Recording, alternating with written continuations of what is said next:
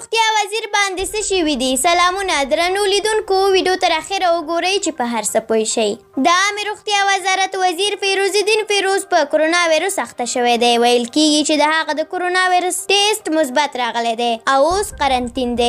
د عامې روغتیا وزارت ویاند وحید الله معیار وایي چې دغه وزارت وزیر فيروزالدين په کرونا وایرس اخته شوی دی او اوس په خپل کور کې قرنطین دی. هغه وایي چې د نوموړي د کرونا وایرس ټیسټ شوی و چې پایله یې مثبت راغلی ده او له هغه وروسته نوموړی قرنطین شوی دی. ویل کیږي چې د فيروزالدين وضعیت د ډاډ وړ دی. د یادولو وړ ده چې په هیواد کې کرونا وایرس په چټکۍ سره خپریږي او لا هم ورځ تر بلې مثبتې پیښې زیاتیږي، خو په هیواد کې بیا خلک د ګرځبندیز لارښوونو ته هیڅ پاملرنه نه کوي. د عامې روغتیا وزیر څو ورځې مخکې له رسنیو سره په خبرو کې ویلي و چې که چیرته خلک احتیاطي تدابیر عملي نه کړي او له ګرځبندیز سرغړونه همداسې روانه وي نو ښایي د کرونا وایرس مخنیوی ګران شي. په هیواد کې اوس د کرونا وایرس 3530 مثبت پیښې ثبت شوي دي چې تر ټولو زیاتې مثبت پیښې 925 یوازې په کابل کې ثبت شوي دي. قدرمنو لیدونکو، ډیره مننه چې ویډیو تر پایه ولیدله. که ویډیو مو خوښه شوې وي لایک یې کړئ.